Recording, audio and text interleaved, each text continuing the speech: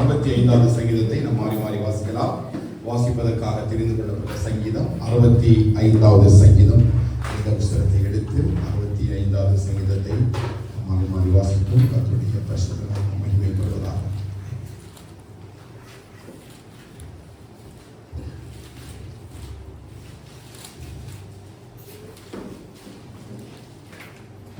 தேவனே, சீயோனில் உமக்காக துதியானது அமைந்து காத்திருக்கிறது.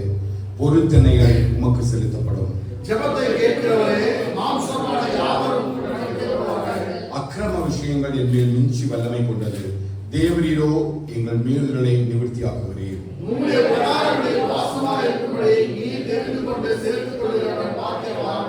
உம்முடைய பரிசுத்த ஆலயமாகிய வீட்டில் நன்மையாக திருப்தியாகவோ. பூமியின் கடையாந்திரங்களிலும் தூரமான சமுத்திரங்களிலும் உள்ளவர்கள் எல்லாரும் நம்பிக்கையாயிருக்கிற எங்கள் ரட்சிப்பின் தேவனே, நீ பயங்கரமான காரியங்களை செய்கிறதினால் எங்களுக்கு நீதி உள்ள உத்தரவு வருகிறீர்.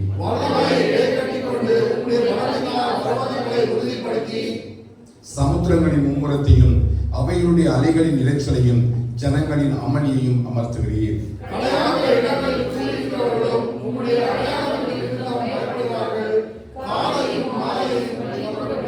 தேவரீர் பூமியை விசாரித்து அதற்கு நீர் பாய்ச்சுகிறீர். தண்ணீர் நிறைந்த தேவ நதியினால் அதை மிகவும் செழிப்பாக்குகிறீர். இப்படி நீர் அதை திருத்தி அவைகளுக்கு தானியத்தை விளைவிக்கிறீர்.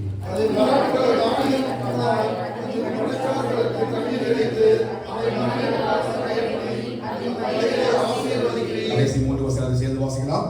வருஷத்தை நன்மையால் முடிசூட்டுகிறீர். உமது பாதைகள் நீராய் பொழிகிறது. வனாந்திர தாவரங்களில் முடிகிறது. மேடுகள் சுற்றிலும் பூரிப்பாயிருக்கிறது. மேய்ச்சலுள்ள வெளியில் ஆடுகள் இருக்கிறது. பள்ளத்தாக்குகள் தானியத்தால் மூடியிருக்கிறது. அவைகளுக்கு மேய்த்து பாடுகிறது. அல்லேலூயா, அல்லேலூயா. வருஷத்தை அவருடைய நன்மையால் முடிசூட்டுகிறார். அவருடைய பாதைகள் எல்லாம் நெய்யாய் போடுகிறது. அல்லேலூயா. கர்த்தர் நம்மை ஆசீர்வதிப்பாராக. கர்த்தருடைய பரிசுத்த நாமத்துக்கு மகிமை உண்டாவதாக. இந்த நல்ல ஆசிரியப்பட்டதான இந்த பரிசுத்த ஆராதனையிலும் முதல் ஆராதனையிலும் கர்த்தருடைய சமூகத்திலே வந்து கர்த்தரை ஆராதிக்கும்படி கர்த்தர் பாராட்டிய நல்ல கிருபை இலக்கங்களுக்காக நான் கர்த்தரை ஸ்தோத்திரிக்கிறேன். கர்த்தர் நாமம் மகிமைப்படுவதாக. வருஷத்தை கர்த்தர் நன்மையால் முடிசூட்டுகிறார். அவருடைய பாதைகள் எல்லாம் நெய்யாய் ஓடுகிறது. சங்கீதக்காரைய தாவீதுடைய சங்கீதத்துல அவர் ஆண்டவருடைய செயல்களை குறித்தும் கிரியைகளை குறித்தும் அவர் இங்கே நமக்கு எழுதி தந்திருக்கிற சங்கீதத்தை நாம் வாசிப்போம் என்று சொன்னால் மிக முக்கியமான கிரியைகளை அவர் இங்கே வெளிப்படுத்துகிறார். முதல் வசனத்துல, தேவனே, சீயோனில் உமக்காக துதியானது அமைந்து காத்திருக்கிறது. பொருத்தனை உமக்கு செலுத்தப்படும். சீயோனில துதி யாருக்கு காத்திருக்குது? தேவனுக்கு காத்திருக்கிறது. அல்லது சீயோன் என்று சொல்லும்போது பழைய காலத்திலே எருசலேமை குறிக்கும். இப்பொழுது தேவனுடைய வாசஸ்தலமாகிய தேவனுடைய ஆலயத்தை குறிக்கும். ஒவ்வொரு நாளும் நம்ம அவரை துதிக்கும்படியாக கர்த்தர் நம்ம என்ன செய்திருக்கார்? அவருடைய சமூகத்தில் கொண்டு வந்து நம்மை கூட்டி சேர்க்கிறார். 4வது வசனத்தை வாசிகள் என்ன சொன்னால், உம்முடைய பிரகாரங்களில் வாசமாயிருக்கும்படி நீர் தெரிந்து கொண்டு சேர்த்துக் கொள்கிறவன் பாக்கியவான். உம்முடைய பரிசுத்த ஆலயமாகிய உமது வீட்டின் நன்மையால் திருப்தியாகும். ஆலயத்துல அவர் யாரெல்லாம் கூட்டி கொண்டு சேர்க்கிறாரோ அவங்க எல்லாம் பாக்கியவான்கள். நினைக்கிற மாதிரி எல்லாம் ஆலயத்தில் செய்ய முடியாது, வந்துட முடியாது, அவர் ஆராதிக்க முடியாது. ஆனா உங்களுடைய பிரகாரங்களில் வாசமாய் இருக்கும்படி நீ தெரிந்து கொண்டு சேர்த்துக் கொள்கிறவர் பாக்கியவான். அது என்ன அப்படின்னா, அழைக்கப்பட்டவர்கள் அநேகர், ஆனா தெரிந்து கொள்ளப்பட்டவர் சிலர். நிறைய பேர் ஆண்டோடு அழைத்திருக்கிறார். நிறைய பேர் அழைப்பை கேட்டு ஓடி வராங்க. நிறைய பேர் ஆண்டோடு வேகமா வர்றாங்க. ஆனா தெரிந்து கொள்ளப்பட்டவர்கள் கொஞ்சம் பேர் தான். அந்த தெரிந்து கொள்ளப்பட்ட கூட்டத்துல கர்த்தர் நம்மை வைத்திருப்பது மாத்திரமல்ல, ஒவ்வொரு நாளும் அவருடைய வீட்டின் நன்மையினால நம்மை திருப்தியாக்குகிறார். அல்லேலூயா. அந்த வீட்டின் நன்மையினால நம்மை சம்பூர்ணமாய் திருப்தி அடைய பண்ணி அதிசயமாய் நம்மை நடத்தி வந்த தேவனாக இருக்கிறார். அல்லேலூயா. இன்னொரு வசனத்தை அதை கவனித்து பார்த்து நம்ம ஆச்சரியமா இருந்தது. 9வது வசனத்தை பாருங்க. தேவரீர் பூமியை நம்ம விசாரிக்கிறோமா? நம்மளே யாரும் விசாரிக்க மாட்டாங்க. யாராவது விசாரிக்க நம்மள? ஒருத்தர் விசாரிக்க மாட்டாங்க. ஆனா தேவன் யாரை விசாரிக்கிறாரு? சத்தமா ஆமென் சொல்லுங்க. யாருக்காக விசாரிக்கிறாரு? யாராவது பூமி விசாரிப்பாங்களா? நம்மளே யாரும் சொல்ல மாட்டாங்க, விசாரிக்க மாட்டாங்க. வேதம் சொல்லுது, தேவரீர் பூமியை விசாரிக்கிறார். எவ்வளவு நல்ல தேவன் பாருங்க. அவர் படைத்த எல்லாவற்றையும் அவர் என்ன செய்கிறார்? விசாரித்து கவனிக்கிறார். ஒரு நம்ம பூமியை கண்டுக்கு அவன் விட்டாலும் அவர் பூமியை பார்க்கிறார். அல்லேலூயா. வாசிங்க. அதற்கு யார் நீர் பாய்ச்சுகிறார்? ஆண்டவர் அந்த பூமியை விசாரித்து அது ஒவ்வொரு நாளும் நீர் பாய்ச்சுகிறார். அந்த பூமி யாரை நோக்கி பார்த்துட்டு இருக்கு? தேவனை நோக்கி பார்த்து. அடுத்து பாருங்க, தண்ணீர் நிறைந்த தேவ நதி. தேவ நதினா எங்க இருக்கு? தேவ நதி, தேவ நதி. இன்னைக்கு நிறைய கங்கை நதியெல்லாம் புனித நீர்னு சொல்லி நீராடுறாங்க இல்லையா? இந்த வசனத்தின் அடிப்படையில் தேவ நதின்னு ஒன்று இருக்குது, புனித நீர்னு ஒன்று இருக்குது. அப்படி புனிதமா தண்ணீர் எல்லாம் மாற்றுறாங்க இல்லையா? அப்ப தேவ நதின்னு ஒன்று வச்சிருக்காரு. அது எங்க வச்சிருக்காருன்னா, நீ சங்கீதம் 46 படிச்சீங்கன்னா ஒரு நதி உண்டு. அது என்ன செய்யும்? தேவனுடைய நகரத்தையும் அவர் வாசம் பண்ணும் ஸ்தலத்தையும் சந்தோஷிக்கும். வாசிங்க 46 வாசிங்க. சங்கீதம் 46 செலுத்துவாங்க. 4வது வசனம் நினைக்கிறேன்.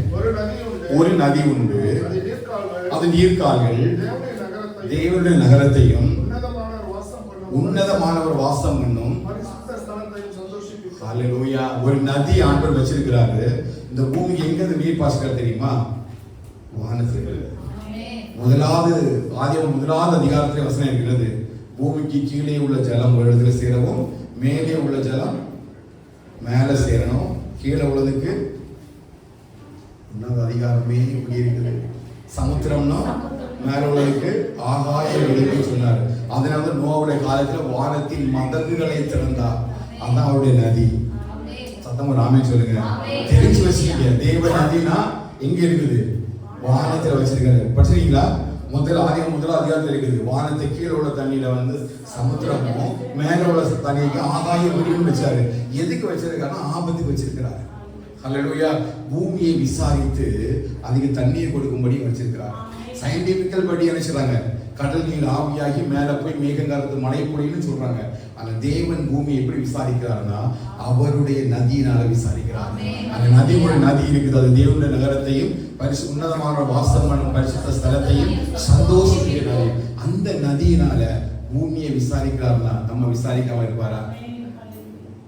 பூமியையே விசாரிக்காரனா அந்த பூமியை காட்டி நாம் விசேஷிக்கிறோம். ஹல்லேலூயா. அந்த பூமியோட ரூபம் மட்டும் இல்லை, நமக்கு அவருடைய ரூபத்தை தந்திருக்கிறார். அந்த பூமியை விசாரிக்கிற தேவன் நம்ம என்ன செய்கிறார்? விசாரிக்க ஒரு நதியினால அதை மிகவும் என்ன செய்யறாரா? செழிப்பாக்குகிறார். நம்ம விதைக்கிறோம் இல்லையா? நம்மளும் உரம் போடுறோம், நம்மளும் நீர் பாய்ச்சுகிறோம், நம்மளும் சகல வித காரியங்களை செய்கிறோம். ஆனா இதனாலதான் நம்ம நிலம் விளையுது நினைக்கிறோம்.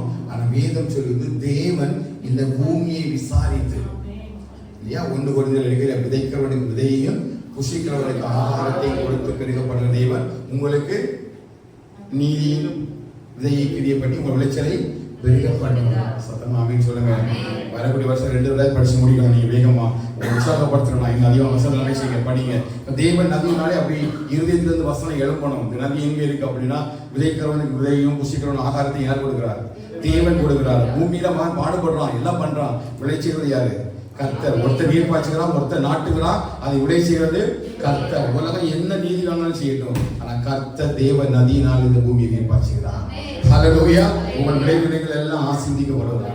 யாரெல்லாம் விளைநிலம் வச்சிருக்கோம் உங்கள் விளைநிலத்தை எல்லாம் கர்த்தர் ஆசீர்வதிப்பாங்க. அது தேவ நதியினால ஆசீர்வதிக்கப்படுவாங்க. நாம பிளஸ் பண்ணுவோம். தேவ நதியினால கர்த்தர் விளைநிலங்களை ஆசீர்வதிப்பாங்க. விளைநிலங்களை கர்த்தர் உங்களுக்கு தருவாங்க. ஆமென். இப்படியே நீர் அதை திருத்தி அவருக்கு என்ன செய்றீங்க? தானியத்தை விளைவிக்கிறேன். அப்ப அதன் வரப்புகள் தண்ணீர்த்தக்கதாய் அதன் படைசால்களுக்கு தண்ணீர் இறைத்து அதை மலைகளால் கரைய பண்ணி அதன் பயிரை ஆசீர்வதிக்கிறேன். பயிரை யார் ஆஸ்வதிக்கிறார்? நிறைய பேர் என்ன நினைக்கிறாங்கன்னா சூரிய பகவான் ஆஸ்வதிக்கிறார் சொல்லிதான் என்ன கொண்டாடுறாங்க? பொங்கல் கொண்டாடுறாங்க. ஆனா அங்க ஒரு பகவானும் கிடையாது, தேவன் ஆசீர்வதிக்கிறார். ஹல்லேலூயா. நம்முடைய விளைச்சலை பெருக்கப்படுறது யாரு? என்னுடைய நீதியின் விளைச்சலா இருந்தாலும் சரி, என் உலகத்தினுடைய விளைநிலத்தின் விளைச்சலா இருந்தாலும் சரி, 2 விளைச்சலையும் பெருக்கப்படுறது. ஹல்லேலூயா. எவ்வளவு யூரியா போட்டாலும் சரி, எவ்வளவு சல்பேட் போட்டாலும் சரி, ஒன்றும் விளையாது. கர்த்தர் என்னை விளை செய்வார். ஆமென். ஈசாக்கு விதைத்தான், பஞ்ச காலத்துல 1000 மடங்கு அவன் ஆசீர்வதிய அங்க 100 மடங்கா 1000 மடங்கா நிறைய வச்சிருக்காரு. 100 மடங்கு ஆசீர்வதிச்சா நிறைய முழுமையான ஆசீர்வாதத்தை கொடுக்கிறாரு. அவன் எப்போ விதை விதைச்சா? பஞ்ச காலத்துல விதை விதைச்சா உலக நியமத்தின்படி என்ன செய்யாது? விளையவே செய்யாது. ஆனால் தேவன் அதை மாற்றுவார். விளைநிலங்களில் விளைச்சலை கத்தனை செய்வார், அதிகரிப்பார். அடுத்த சொல்றார் பாருங்க, வருஷத்தை வாசிங்க, வருஷத்தை உம்முடைய நன்மையினால் இல்ல, உம்முடைய நன்மையால் இப்படி சொல்லுது. என்ன நன்மை? நான்கு வருஷத்தை வாசிங்க. உம்முடைய பிரகாரங்களில் வாசமாயிருக்கும்படி நீர் தெரிந்து கொண்டு சேர்த்துக் கொள்கிறவன் பாக்கியவான். உம்முடைய பரிசுத்த ஆலயமாகிய உமது வீட்டின் நன்மையால். எது நன்மை?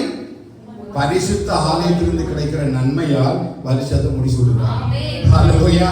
யாருடைய வாழ்க்கையில எல்லாம் தேவனுடைய சமூகம் இருக்குதோ அவருடைய வருஷத்தை அவருடைய நன்மையினால் முடிச்சுடுறாங்க. உலகத்தில் மிகப்பெரிய ஆசீர்வாதம் என்னன்னு கேட்டீங்கன்னா, வருஷத்தை அவர் நமக்காக முடிச்சுடணும். அவர் நிறைவாக நம்ம வருஷத்தை செய்யணும், ஆசீர்வதிக்கணும். அவருடைய பாதைகள் எல்லாம் நெய்யாய் பொழிகிறது. எங்கெல்லாம் பொழிகிறது பாருங்க, 12வது வசனம். வனாந்தர தாபாரங்களிலும் பொழிகிறது. வனாந்தரத்தில் என்ன பொழியுதா? என்ன பொழியுது? உம்முடைய நெய் இல்ல, நெய் தோசை இல்ல, நெய்யா. நெய் எப்படி பொய்யும்? நெய்யை வந்து மெல்ட் பண்ணி எப்படி இருக்கும்? அழகா இருக்கு, ஒருக்கி அப்படியே சாப்பிட்டா. அது போல அவருடைய நன்மைகள் வனாந்திரத்தில் பெருகுதான். அப்படின்னா வறண்ட நிலமா இருக்கிற இடத்துலயும் கத்த நன்மை கொண்டிருக்கான். அதுதான் அவர் பூமியை விசாரிக்கிற காரியம். ஒரு இடம் வறண்ட இடம் நினைச்சு விட்டுறது இல்லை. எந்தெந்த இடத்துக்கு எப்பப்போ மழை தேவையோ அந்தந்த இடத்துக்கு மழை அதிகமாக கொடுக்குறாரு. இந்தியாவில் பெய்யக்கூடிய மழை கத்தாரில் பெய்ய பண்ணாருன்னா நம்ம என்ன நோவாதாத மாதிரி போட்டு செய்து போட்டில் தான் போடணும். அதனால தெரியும் அவருக்கு இந்தியாவில் எந்த அளவுக்கு மழை பெய்யணும், கத்தாரில் எந்த அளவுக்கு மழை பெய்யணும் கத்தருக்கு தெரியும். அதினதுக்கு ஏற்றபடி கத்தர் பூமியை விசாரித்து கத்தர் பூமியை நன்மையினால் என்ற இந்த மழையோட நன்மை நம்ம இங்க போதும், ஊர்ல பெய்யக்கூடிய மழையோட நன்மை அங்க போதும். எவ்வளவு அழகா விசாரிக்கிறார் பாருங்க. ஏன் அப்படின்னா அதையே விசாரிக்கிறவர் என்ன விசாரிக்காம இருக்காங்க. இந்த வருஷம் உங்களுக்கு கண்டிப்பா விசாரிப்பாங்க. சொல்றேன், கர்த்தர் என்ன விசாரிப்பார், கர்த்தர் என்ன விசாரிப்பார். யாரும் ஊர்ல யாரும் கூட்டு விசாரிக்காண்டா. ஆனா கர்த்தர் ஒவ்வொரு நாளும் உங்களை விசாரித்து உங்களோட வழிகள் எல்லாம் பாதைகள் எல்லாம் நெய்யாய் பொழியப்படுவார். ஒரே ஒரு நன்மை தான், பரிசுத்த வீட்டினுடைய நன்மை கிடைக்கும். வேற எதையும் எதிர்பார்க்காதீங்க. எத்தனை பேருக்கு அது போதும்? தேவனுடைய ஆலயத்தில் கிடைக்கிற நன்மை போதும். உலகத்துடைய நன்மை ஒன்றும் வேண்டாம்.